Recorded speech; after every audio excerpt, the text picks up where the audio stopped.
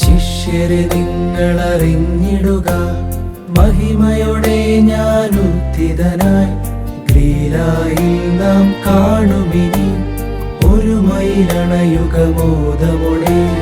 ലജ്ജിതനായി പീലാത്തോസ്, അപമാനിതരായി പീഡകരും മരണം തേങ്ങി കരയുന്നു, സാത്താൻ വീണു പതിക്കുന്നു.